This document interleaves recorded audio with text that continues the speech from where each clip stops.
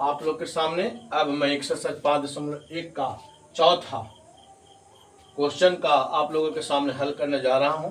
कृपया आप इस समझने का प्रयत्न करेंगे। निम्नलिखित में कौन कौन एपी में है।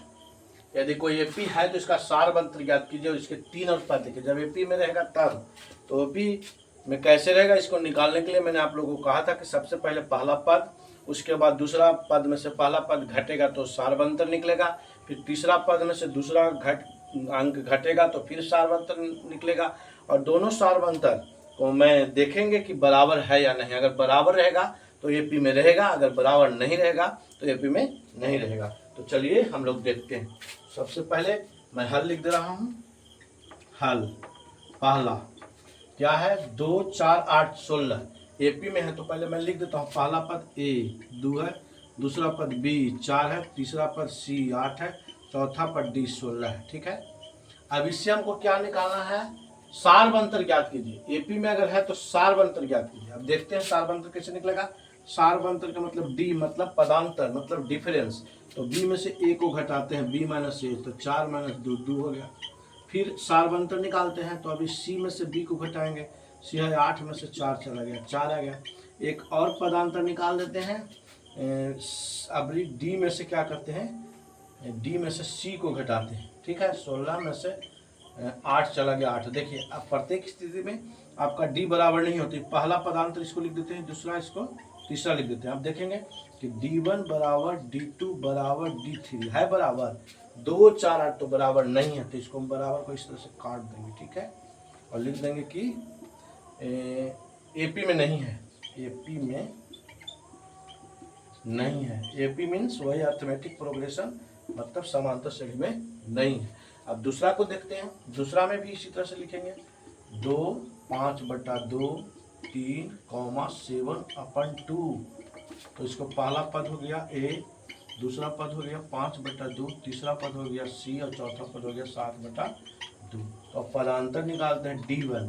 बी में से ए को घटाएंगे, 5/2 माइनस 2/1, 2 एलसीएम हो गया, 5 माइनस 4 1/2 हो गया। ठीक है, D2 निकालना, सी में से बी को घटाएंगे तो सी है 3 माइनस 5/2, 2 एलसीएम 6 माइनस 5 1/2। अर्थात जब मैंने दो पदांतर निकाला तो दोनों बराबर हो गया। अर्थ क्या हो गया, अर्थात D1 बराबर D2, इसलिए एपी में है।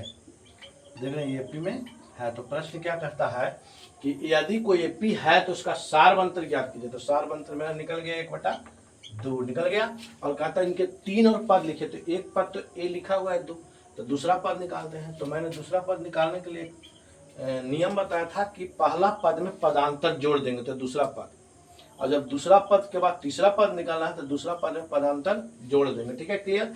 तो दूसरा पद निकालना है तो पहला पद में पदांतर, तो पहला पद कितना है, 2 है, तो मतलब a प्लस डी कर देते हैं। a है 2 और पदांतर निकल के आया 1/2, तो एलसीएम 2 हो गया, 4 जोड़ 1 5/2 हो गया। ठीक है, अब तीसरा पद c निकालेंगे तो इसमें जो मेरा निकल के आया 5/2, उसमें हम फिर d जोड़ देंगे, मतलब 5/2, और d मेरा निकल कितना है 1/2 है। देखिए 2 एलसीएम हो गया, तो 5 जोड़ 1 6/2 3 निकल गया। ठीक है ना। अब चौथा पद निकालना है तो डी लिख देते, जो निकल के आया उसमें फिर मैं पदांतर जोड़ दूंगा, 2 एलसीएम 6 जोड़ 1 7/2 हो गया। समझ में आ रही बात। तो इनके 3 और पद में पहला पद 2, दूसरा पद हो गया 5/2, तीसरा पद हो गया 3 तथा चौथा पद हो गया डी अर्थात 7/2। अब हम लोग लिखते हैं तीसरा, मिटा दे रहा हूं पहले।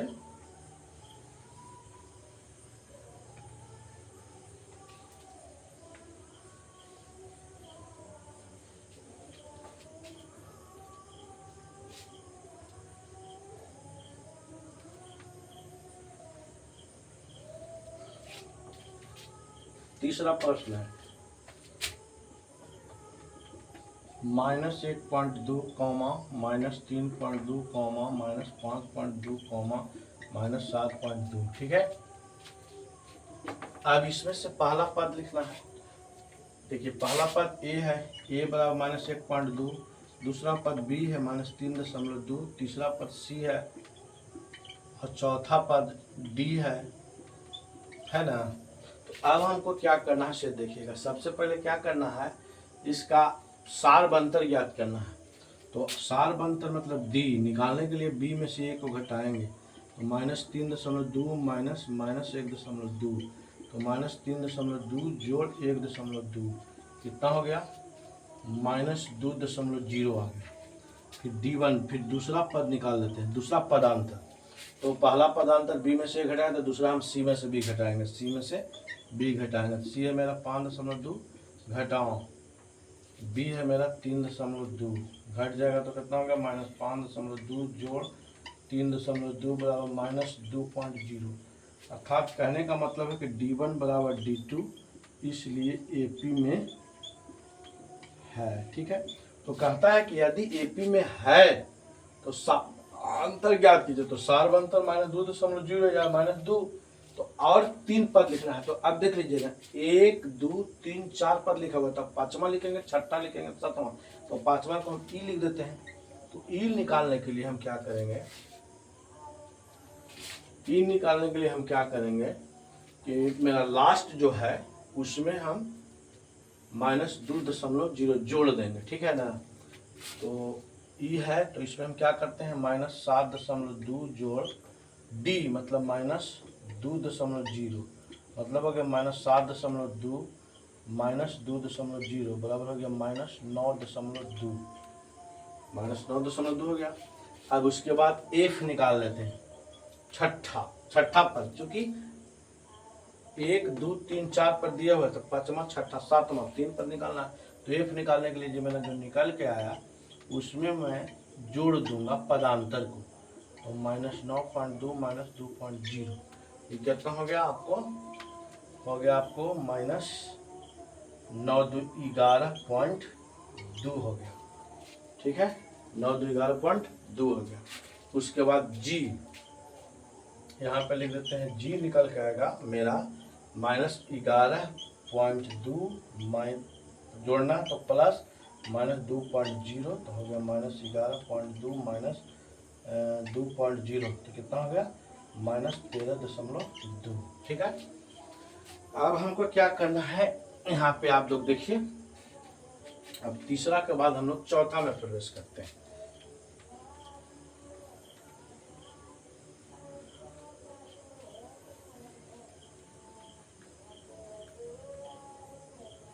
चौथा देखा जाए, चौथा है -10, -6, -2, तो इसमें आपका पहला पद ए -10, दूसरा पद बी -6, तीसरा पद सी और चौथा पद डी। तो पदांतर निकाल देते हैं। ये डी का मतलब चौथा पद हुआ, डी का मतलब पदांतर डिफरेंस। पदांतर क्या हुआ, बी में से ए को घटाएंगे, -6 -10, तो -6 + 10 4 हो गया। फिर D1 D2 निकाल देते, दूसरा पदांतर। तो अब इस सी में से बी को घटाएंगे, 2 पदांतर में निकाल देता हूँ तो समझ में आ जाती है कि समांतर श्रेणी है या नहीं। सी में से बी को घटाएंगे तो -2 -6, तो -2 + 6 बराबर 4, दोनों बराबर हो गया। चूँकि D1 बराबर D2 बराबर 4, इसलिए यह AP में है। ठीक है ना। तो अगला 3 पद खोज रहा है, तो अगला 3 पद मतलब A B C D, तो E, तो लास्ट वाला जो है उसमें हम पदांतर जोड़ देंगे। 2 जोड़ 4 6 हो गया। इफ 6 आया पर फिर हम पदांतर जोड़ेंगे 10 जी, 10 आया उसमें हम फिर पदांतर जोड़ देंगे 14। ठीक है, अब इसके बाद पांचवा देख लेते हैं। 3, 3 + √2, 3 + 2√2, 3 + 3√2। ठीक है, तो इसमें पहला पद ए है 3, दूसरा पद बी हो गया 3 + √2, और तीसरा पद सी हो गया 3 + 2√2, और चौथा पद डी हो गया 3 + 3√2। अब पदांतर निकालते हैं। पहला पदांतर बी में से ए को घटाएंगे, b - a 3 + √2 - 3 कट गया, बच गया √2। दूसरा पदांतर निकालते हैं, सी में से बी को घटेगा, 3 + 2√2 में से 3 + √2 को घटाना है, तो 3 + 2√2 -3 - √2 बराबर प्लस माइनस कट गया, बच गया √2, अर्थात D1 बराबर D2, ठीक है ना। इसलिए AP में है। अब जब AP में होता है तब हमको क्या निकालना है, जब AP में है तो हमको निकालना है AP में है तो हमें निकालना है अगला 3 और पद। तो मैंने यहाँ पे CD तक लिख दिया हूँ, तो अगला पद E होगा। तो E निकालने के लिए जो निकल के आया लास्ट जो है 3 + 3 √2, उसको में पदांतर जोड़ेंगे। तो 3 + 3 √2 प्लस पदांतर √2 हो गया 3 + 4 √2, तो हो जाएगा 3 + 4 × 16, 16 दूनी 32, 4 × 16 दूनी 32 हो गया। अगला F हो जाएगा 3 + 4 √2 प्लस क्या √2, तो हो जाएगा 3 + 5 √2, तो इसका क्या हो जाएगा 3 + 5 × 25 दूनी 50, ठीक है। G हो गया आपको 3 + 5 √2 प्लस √2 हो गया 3 + 6 √2 हो गया 3 + 72, ठीक है। तो अभी जो बोर्ड पर लिखा हुआ प्रश्न उस सब का आप देख चुके हैं। अब आगे वीडियो में जो शेष बच गया क्वेश्चन नंबर 4 का, उसका मैं आप लोगों के सामने हल करने जा रहा हूं।